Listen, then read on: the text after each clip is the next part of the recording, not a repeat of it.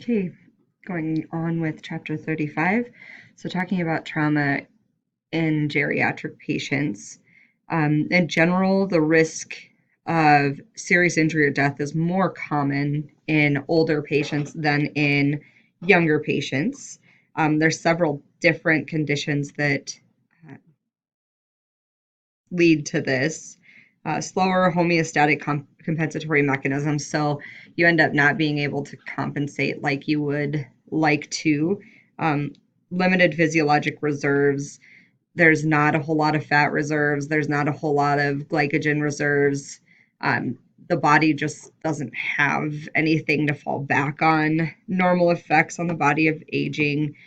So bones are brittle, lungs just don't work the way that they should, heart rhythms often have issues, and then existing medical issues and the medications that the patient is on because of those. Um, Physical findings may not be as easy to see as they would in somebody that is younger because those compensatory mechanisms kick in. It's kind of like a red flag saying, hey, something's not right here. And then on top of that, the healing process just takes a lot longer in geriatric patients, which leaves a lot more opportunity for complications, infection being one of those. Um, Older pedestrians are more likely to have life-threatening complications when they're being struck by a vehicle, and the secondary impact, like them hitting the pavement, has the potential to cause much more serious injuries. Geriatric patients have a higher risk of burns. They often have the potential for an altered mental status, inattention, just not being able to focus like they once were, and then a compromised neurologic status overall. And then the risk of mortality from burns is increased because pre-existing medical conditions, a weak immune system, and then oftentimes the kidneys don't work as good as they used to. And so we can't replace the fluid like we should be able to. Um, One of the biggest things for a patient that's been burned is replacing fluid because we've breached that barrier. And so they're going to end up losing an awful lot of fluid. So when we try to replace that, we give patients that have burns just ridiculous amounts of fluid. Well, we can't do that in somebody when their kidneys are not working the way that they're supposed to. There's a higher mortality from penetrating trauma because it can cause serious internal bleeding, which then the patient cannot compensate for. And so they tend to go quickly into shock that leads to decompensated shock. Falls are the leading cause of fatal and non-fatal injuries. Nearly half of all falls end up resulting in a traumatic brain injury, which then causes long-term problems and disabilities. Anatomic changes in trauma. There's several different changes, particularly in the pulmonary, cardiovascular, neurologic, and musculoskeletal systems, which definitely compound the issue of trauma and make it worse overall. The brain itself shrinks, and we already did talk about that, but it leads to higher risk for cerebral bleeds following head trauma, and it doesn't need to be massive trauma. A simple fall can lead to a cerebral bleed. Skeletal changes cause curvatures of the upper spine that often make spinal immobilization very, very difficult for us. Loss of strength, sensory impairment, and medical illnesses all increase the risk of falls and then make it hard for the patient to um, really understand how severe their injuries are because they just don't feel it like you would expect them to. Um, a geriatric patient's overall physical condition just reduces the ability of it to compensate for even just simple injuries.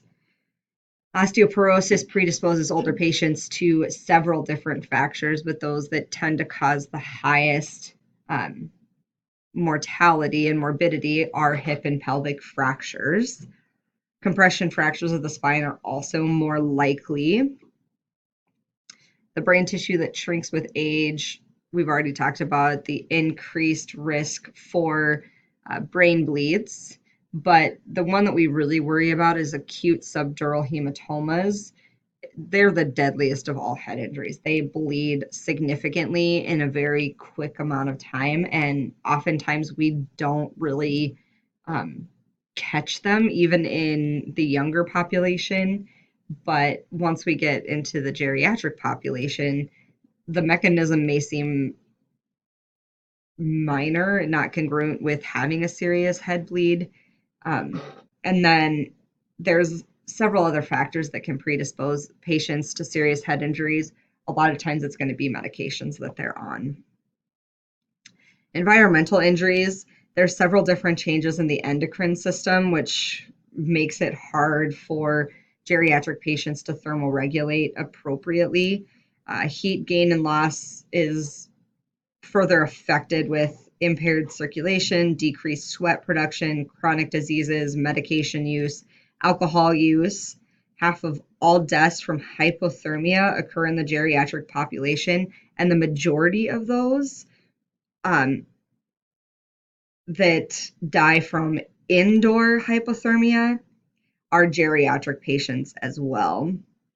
Death rates from hyperthermia more than double in geriatrics compared to other people, and those that are 85 years or older are certainly at higher risk.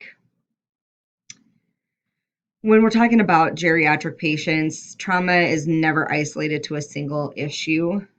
Oftentimes there's several different factors at play. For your scene size up, make sure that you're getting a good look at the scene to look for clues that may let you know that, hey, this isn't just trauma. We had a medical incident that led to the trauma. That's very, very common. For our primary, address life threats, determine transport priority. It's often recommended that geriatric trauma patients be transported to a trauma center. Obviously, we don't have one that's specific for a trauma center here in Sioux Falls, so either or is just fine. Form a general impression. Try and get some information with somebody that's familiar with the patient so that you can determine a baseline. And then AVPU and Glasgow Coma are going to help you determine mental status. It may not be spot on because of confusion. Oftentimes, when you take a geriatric patient out of their normal routine or out of their usual environment, that adds to confusion, but it can at least let you know if the patient is trending, getting better, or getting worse. Airway and breathing. If the patient's talking to you, the airway is patent just like everyone else. Patients who have a noisy airway, they have some sort of airway compromise, and oftentimes that's going to be due to either the normal aging process with the inability to cough, or they have some sort of medical condition that reduces their airway function. And then for dentures, check and see if they have them. If they're in place and doing just fine, you don't have to take them out. If there's a chance that their dentures are ill-fitting, missing teeth or parts of teeth, and they have the potential to become an obstruction, go ahead and take them out. But make sure that you document where you've put them because they're ridiculously expensive and your patient does not want to lose them, I promise you. Circulation, if you're on an anticoagulant medication and you end up drinking alcohol, it definitely can increase your risk of serious bleeding. Elderly patients, geriatric patients can more easily go into shock. The lack of compensatory mechanisms and then all of those chronic medical conditions definitely make things interesting. Patients who are hypertensive prior to injury may end up having a normal blood pressure when they're actually in shock, so high index of suspicion. If a patient has uncontrolled hypertension, a significant drop in blood pressure for that person is not going to look the same as somebody that has normal blood pressure most of the time. History taking, make sure that you include past medical conditions, even if they're not acute or symptomatic at the time, because chronic conditions can lead to a different picture for us. Secondary assessment, physical exam should be performed the same way as anybody else, but we need to be a little more cognizant of the fact that they're susceptible to trauma. Any sort of head injury can be life-threatening in an older adult. Even just mild head injuries can progress very quickly. When examining the chest, just consider that breathing may be impaired, and then look for bruising. Vital signs, quickly establish a baseline of pulse, blood pressure, and skin signs. We don't use capillary refill. And then keep in mind that some geriatric patients take beta blockers, so they are not going to become tachycardic like you would expect to see when they start going into shock. So don't use that as a reliable sign. For reassessment, geriatric patients have a much higher likelihood of decompensating, so even if they seem relatively stable, we're probably going to assess vitals more often than we would on a younger patient. Broken bones are pretty common in our patients in the geriatric population, so try and splint them as early as possible. This helps reduce pain, helps reduce additional injury. We want to try and keep it in that anatomic position, but we're not going to force it into that position. In hip and pelvic fractures, try and avoid log rolling the patient. Make sure that you assist with keeping them warm, since they don't thermoregulate, and then provide a lot of psychological support as well as medical treatment, and then document. Assessments of falls, don't overlook medical conditions such as fainting or a change in a cardiac rhythm, or a medication interaction. We often get so stuck on they probably just tripped and fell, but you need to just double check and make sure that you're not missing something. Look carefully for clues, ask several questions of the patient, bystanders, check out the environment just to make sure that you rule out a potential medical complication. We're going to go ahead and stop here. I'll continue on in the next one.